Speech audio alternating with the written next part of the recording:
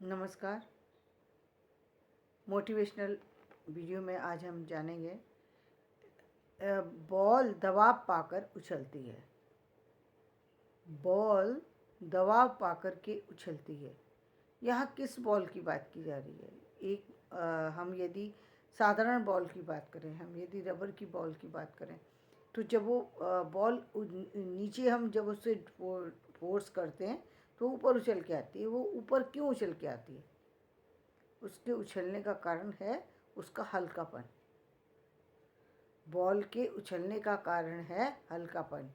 यदि हम उसकी जगह कोई धातु या कोई और चीज़ को हम नीचे डालेंगे तो वो नीचे जाकर के ठहर जाएगा। यहाँ तक कि एक छोटी सी लकड़ी की डंडी भी हम लेकर के डालेंगे तो वो ठहर जाएगी, वो उछल कर के नहीं आएगी। तो ये क्यों उछल के आ गई? ये बॉल क्यों उछल के आती है? क्योंकि पहली बात, बॉल जो है हल्की है, दूसरी बात गोल है। तो गोल चीज़ और गोल हो कोई चीज़ और नीचे की तरफ उस और हल्की हो तो वो नीचे जाएगी ही नहीं। और हल्की चीज़ें अभी आप जनरली आप देखते हैं कि जब ज़्यादातर तो जब हवा आती है, आंधी आती है, तो हल्की चीज़ें, पत्ते हैं, फूल हैं, पेपर हैं, ये उड़ने लगते हैं। लेकिन वो हवा के प्रभाव से उड़ते हैं। और बॉल जो है वो भी हवा के दबाव से, बॉल हवा के दबाव से उड़ के आएगी। बॉल आंधी के प्रभाव से नहीं उड़ने लगेगी। बॉल नीचे दबाव देंगे तो उससे पृथ्वी से ऊपर की तरफ उठती है। और तो हम जितना भी दबाव देते हैं वो उतना ही उठती है। उसी तरीके से हमारे मन के विचार हैं। उसी तरीके से मन के विचार हैं, जिनको कुछ विचार ऐसे हैं जो नीचे जाके स्थायी रूप से ठहर जाते हैं, और कुछ विचार ऐसे होते हैं जो स्थिर नहीं रहते। यानी वो हवा के जिधर हवा चली उधर ही रुक कर लेते हैं। और कुछ विचार ऐसे होते हैं जो फोर्स देने पर उभर करके ऊपर आ जाते हैं। तो ये तीनों तरह के विचार कौन से हुए? देखिए, पहला विचार, यदि हम स्थिर विचारों की बात करें तो वो स्थिर विचार जिन पर हमारे कोई प्रश्न नहीं है, जिन विचारों पर हमारे मन में कोई प्रश्न नहीं उठते, जिनको हमने सत्य मान लिया, वहाँ पर कोई के तर्क की गुंजाइश नहीं रहती। जिस भी व्यक्ति ने और जिस चीज़ को भी सत्य मान लिया, वहाँ पर वो तर्क नहीं करेगा। यदि मैं ये मानती हूँ कि ये टेबल है, तो मैं ये नहीं पूछूंगी कि ये टेबल ये क्या है। ये क्या है का प्रश्न मैं तब कर सकती हूँ जब मुझे ये इस टेबल के बारे में ज्ञान नहीं है, तब मैं करूँगी। यानी प्रश्न की जो संभावना बनती है या प्रश्न का जो जन्म होता है वो कब होता है? जब हमें किसी चीज़ की जानकारी लेनी होती है या हमें कोई चीज़ मालूम नहीं होती। मतलब जानकारी हम लेंगे तो मालूम नहीं है निश्चित रूप से, लेकिन कभी कभी हमें जानकारी होती है, लेकिन जानकारी पर्याप्त तो नहीं होती। तो हम उस पर्याप्त या हमें संदेह होता है उस जानकारी में, तब भी हम जानकारी लेते हैं। तो दो स्थितियाँ हुई। एक स्थिति वो हुई जिसमें हमको जानकारी नहीं है किसी चीज़ की और हम फिर जानकारी ले रहे हैं, और एक हम उस समय प्रश्न कर रहे हैं जब हमको संशय बना हुआ है। और कुछ प्रश्न ऐसे होते हैं जो हमें पता तो है सत्य, लेकिन हम फिर भी सत्य दूसरे से पता करना चाहते हैं। यानी हमें तो पता है कि ये टेबल है, लेकिन हम दूसरे बच्चे से पूछ रहे हैं कि उसको पता है कि नहीं। पूछते हैं तो हम कहने लगते हैं बेटा बताना ये क्या है। कभी बच्चा बता देगा और कभी बच्चा नहीं बता पाएगा। तो ये भी प्रश्न उठाने का वो है। तो ये जो जो ये चीज़ हुई, ये वो है जो जिसको हम कहेंगे कि जो ये वजनदार वो नहीं है। वजनदार बातें नहीं, वजनदार बातें वो थी जो स्थायी रूप से जिन्होंने स्थायित्व ले लिया, यानी जो आपके समझ में आ चुकी, जिनमें ठहराव आ गया, जिनमें अब कोई प्रश्न की गुंजाइश नहीं है। आपने जान लिया कि इस समय रात है और अब आप इस पर कोई चर्चा नहीं करेंगे, क्योंकि आप जानते हैं रात है तो अंधेरा होना स्वाभाविक है। अब आप इस पर चर्चा नहीं करेंगे, अब आप इस पर काम करेंगे, क्योंकि आपने रात मान लिया ना। तो आप सोचेंगे कि मैं कमरे में ट्यूबलाइट जलाऊं, या कैंडल जलाऊं, या मैं फिर झालर जला लूं, या फिर मैं दीपक में बत्ती जला लूं, या फिर मैं कुछ और चीज़, मतलब जो भी, या कोई मैं फैंसी चीज़ लगा दूं। जो भी आपके पास साधन उपलब्ध है उससे रोशनी करने की कोशिश करेंगे। लेकिन ये रोशनी आप कब करेंगे? जब आपको ये इस बात का ज्ञान है कि ये इस समय अंधेरा है, तब आप रोशनी का प्रयत्न करेंगे। लेकिन जब आपको ज्ञान नहीं है तो तब आप तब आपका जो प्रश्न होगा वो प्रश्न जो है उपयुक्त प्रश्न नहीं है, यानी तर्क के कारण से उत्पन्न हुआ है, या फिर किसी चीज़ की जानकारी ना होने के कारण से उस प्रश्न ने जन्म लिया है, जिसका जिसका आंसर व्यक्ति चाहता है। अब इसके बाद एक एक चीज़ और होती है, जिसमें ना प्रश्न है और ना स्थायित्व है, जिसमें प्रश्न श्रृंखला भी खत्म हो जाती है, स्थायित्व भी खत्म हो, यानी जो हमारी जानकारी थी वो तो उपयुक्त थी, और जो हमने प्रश्न किए वहाँ भी बात ठीक थी। तो लेकिन अब तीसरी कौन सी चीज़ है? तीसरी चीज़ों का जन्म होता है हमारी भावुकता से। ये चीज़ें वो हमारे मन में उसी तरह से उदय लेती हैं जिस तरीके से, दो तरीके से हमारे मन के अंदर ये चीज़ें भी प्रभावित करती हैं। एक तो वो प्रश्न, वो बातें हमारे मन में होती हैं जो कि हवा के रुख के साथ चल रही हैं, यानी हमारा मन जिस जिस चीज़ को देख रहा है उसी चीज़ की तरफ आकर्षित हो रहा है। एक एक तो ये है, जैसे मतलब मान लीजिए आपने कोई फैंसी चीज़ देखी, आप उसकी तरफ आकर्षित हो गए। आपने बिल्डिंग देखी, आपको बिल्डिंग की तरफ हो गए। कोई आपने हवेली देखी, आप हवेली की तरफ आकर्षित हो गए। थोड़ी देर में महल देखा तो महल की तरफ आकर्षित हो गए। फिर आपने कोई मीनार देख ली, मीनार की तरफ आकर्षित हो गए। आपने देखी कोठी, कोठी की तरफ, मतलब आपका मन है जो अस्थिरता के साथ बहुत सारी सी चीज़ें की डिमांड कर रहा है। आपका मन अस्थिरता के साथ बहुत सारी चीज़ों की डिमांड कर रहा है, जगह ये ले लूँ या ये ले लूँ, ये भी अच्छी है, ये भी चीज़ अच्छी है। अब आपको वो 2 कमरे का मकान नहीं समझ आ रहा। क्यों नहीं समझ आ रहा? क्योंकि जब तक आप उस 2 कमरे के मकान में रहते थे या 2 मंजिल के घर में रहते थे और आपने देखा ही नहीं था कि इससे बढ़िया कोई हो सकता है, या देखा था तो देखा था इतना कि 4-5 मंजिल का या 10 मंजिल का हो सकता है। अब आपने देख ली इतनी बड़ी बिल्डिंग हो सकती है। अब आपका मन करने लगा भाई ये बिल्डिंग तो अच्छी है, यहाँ तो बहुत सारे लोगों का साथ भी है, सफाई भी है, सारी चीज़ें, ध्यान भी नहीं देना पड़ेगा कुछ, और सब कुछ अच्छा हुआ। आपका ध्यान वहाँ चला गया, कुछ और अधिक हुआ।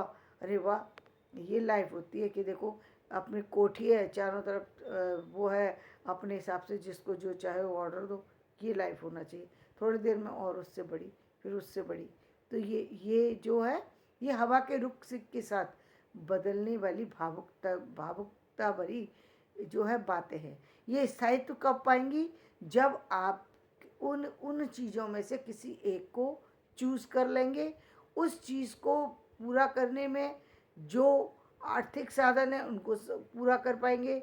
जो आपको उनके उससे रिलेटेड जो चीज़ें आप करने में, मतलब आप यदि अपने आप में सक्षम हैं उन चीज़ों को करने में, तो आप इसको पूरा कर लेंगे। यदि ये चीज़ों को पूरा करने में सक्षम नहीं है और आपने केवल सपना देख करके इसको छोड़ दिया, तो ये अस्थायी हो जाएंगी। यदि सपना देखने के बाद सपना कंटिन्यू किया तो वो चीज़ें आपकी स्थायित्व में भी आपके जीवन में स्थायित्व भी ले सकती हैं। तो ये एक एक इस तरीके की बातें हो गई, इस तरीके की चीज़ें हो गई जो आपके मन को प्रभावित कर रही हैं। एक तीसरी तरह की चीज़ कौन सी है? वो कौन सी चीज़ें होती हैं?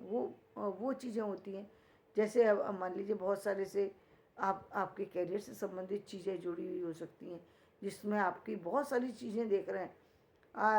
हर दिन आपको कुछ नई चीज़ सुनाई दे रही है, हर नई चीज़ जो आपको आकर्षित कर रही है आपकी तरफ, आपका मन उनको करने के लिए मन कर रहा है। तो एक वो चीज़ हो गई। अब हम इससे भी हट जाते हैं। एक वो चीज़ होती हैं जो हमारे पारिवारिक रिलेशन से संबंध रखती हैं, हमारे निजी संबंध है। निजी संबंध में हमारा संबंध किससे बनता है? प्रेमी प्रेमिका का हो सकता है, पति पत्नी का संबंध हो सकता है, भाई बहन का संबंध हो सकता है, भाई भाई का संबंध होता सकता है, बहन बहन का संबंध हो सकता है, बच्चे का माता पिता के साथ संबंध हो सकता है, बच्चे का पिता के साथ संबंध हो सकता है, परिवार के अन्य लोगों के साथ संबंध हो सकता है, पड़ोसियों के साथ संबंध हो सकता है। ये सारे संबंध हैं। अब इनमें सबकी अपनी अपनी एक जगह है, लेकिन कभी कभी किसी के साथ ज़्यादा होता है, किसी के साथ कम होता है। तो हमारा जिसके साथ ज़्यादा होता है, हमारा उससे उसके साथ जिसके साथ हमारा ज़्यादा है, उसकी बातों का प्रभाव भी हमारे ऊपर अधिक होता है। जो अच्छी और बुरी दोनों बातों का प्रभाव होता है।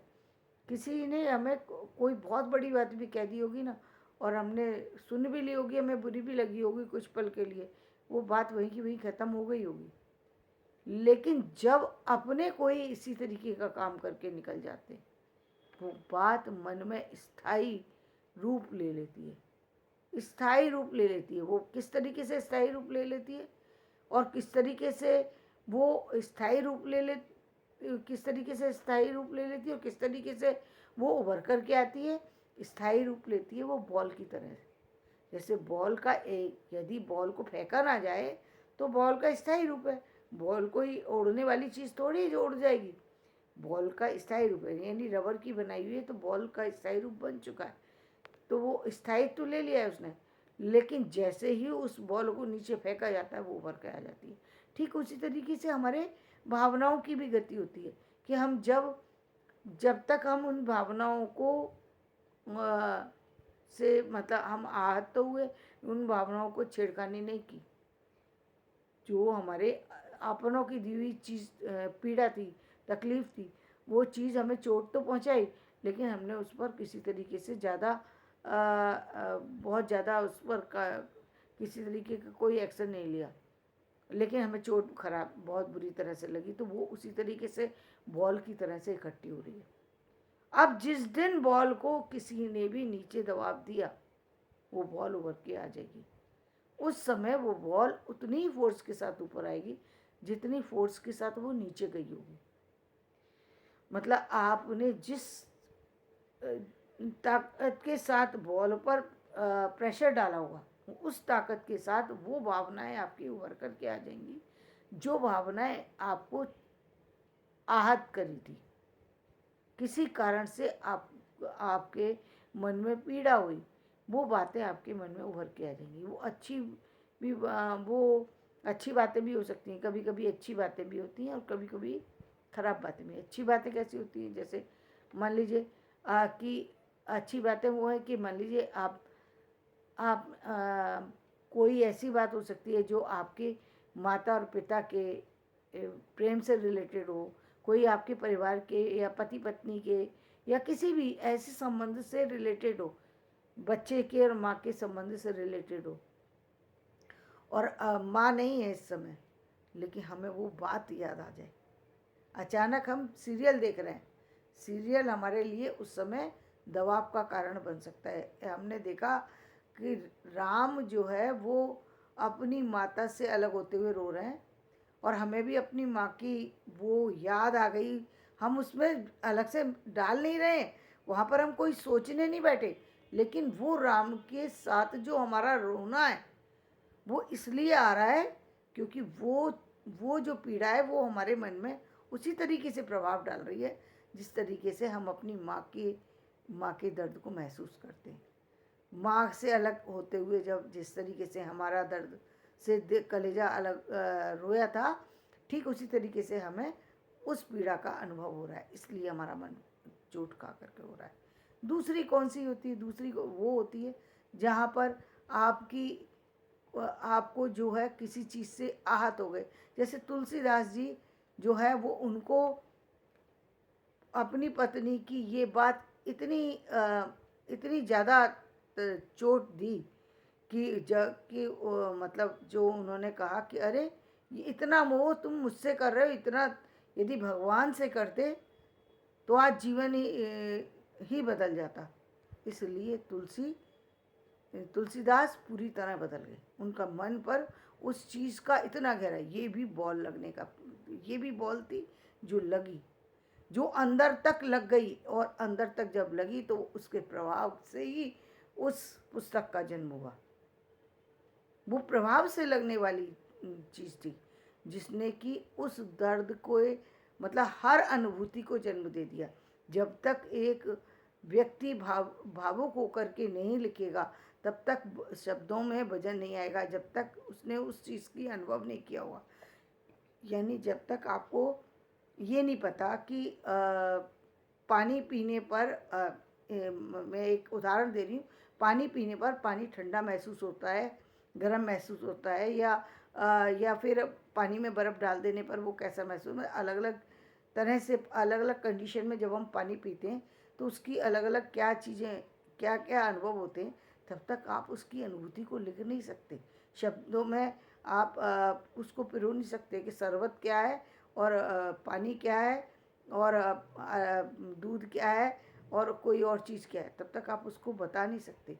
तो उसकी मिठास को बताना, उसके स्वाद को बताना, उसके रूप रंग को बताना, कहते हैं दूध जैसी सफ़ेद। क्यों बताते हैं? क्योंकि उसका रंग को हम जानते हैं। तो हम जिन चीज़ों को जान जाते हैं या जिनको महसूस कर लेते हैं, उनका प्रभाव हमारे ऊपर पड़ने लगता है और हम उसको, उस पर जब हम काम करते हैं तो वो भी चीज़ें हमारे ऊपर उसी बॉल की तरीके से प्रभाव डालती हैं और उसी तरीके से अपने आप ही निकलने लगती हैं। मैंने एक बहुत ही बचपन में लिखी थी, एक कविता लिखी थी कि मैं क्या लिखती, कलम मेरे गीतों को खुद लिख देती है, लिख देती है संगीत उभरा जो मेरे मन में। तो वो बिल्कुल सच्ची बात थी कि वो मैंने इसीलिए लिखी थी क्योंकि मैं महसूस करती थी कि जो मैं कोई कविता के लिए नहीं लिखने बैठती थी कि, लेकिन अचानक ही कहीं कोई चीज़ चल रही होती थी उस समय, इसी तरीके से जो भी मैंने रचनाएं लिखी या जो भी, वो ठीक उस स्थिति के कारण से ही लिखी गई रचनाएं। उसमें कोई किसी तरीके की कोई बनावट मिलावट कोई किसी तरह का नहीं है, जो सच्चाई थी वही लिखी है। क्योंकि उस उम्र में अनुभव भी नहीं था, ना कोई ऐसी चीज़ थी कि इसमें ये डालना चाहिए, वो डालने के हिसाब से नहीं लिखी गई है, नाप तोल के नहीं लिखी गई, बल्कि उस सहजता के साथ लिखी गई है जो जो मैंने महसूस की। तो वही मैंने लिखा, वही शब्दों में पिरोया, वही तो तो उसी तरीके से ये जो तुलसीदास जी ने भी जो रामचरितमानस लिखी है और जो घर घर तक पहुंची है, वो इसलिए क्योंकि वो दिल से निकले हुए शब्द हैं। उन्होंने राम के, सीता के, पूरे परिवार के संबंधों की जो अभिव्यक्ति दी है, वो उस अभिव्यक्ति को दिया है जो उन्होंने महसूस की है, इसलिए उसमें वजन है, इसलिए उनके शब्दों में वजन है। कबीर दास की भी शब्दों में वजन क्यों पड़ा है? वजन इसलिए क्योंकि उन्होंने जो जाति की जो छोटी नीच ऊंच का जो विचार है, उसके कारण से जो लोग आहत होते हैं, ये उस आहत से निकली हुई पुस्तकें हैं। उनमें प्रभाव पड़ेगा ही पड़ेगा, निश्चित रूप से पड़ेगा, क्योंकि उससे पीड़ा होती है, लोगों को तकलीफ हुई तो उन्होंने उस चीज़ को व्यक्त किया और अपने शब्दों को सुंदर ढंग से व्यक्त किया, तो उसमें और भी सौंदर्य आ गया। तो एक तो जब जब कोई चीज़ सरलता से, सहजता से और अपने आप से लिखी जाती है और इस प्रभाव से लिखी जाती है जो मैंने बताया कि बॉल दबाव पाकर उछलती है, तो ठीक, तो ये शब्द जब दबाव पाकर के उछलते हैं तब उनका प्रभाव भी उसी तरीके से फोर्सफुली पूरी दुनिया पर जाता है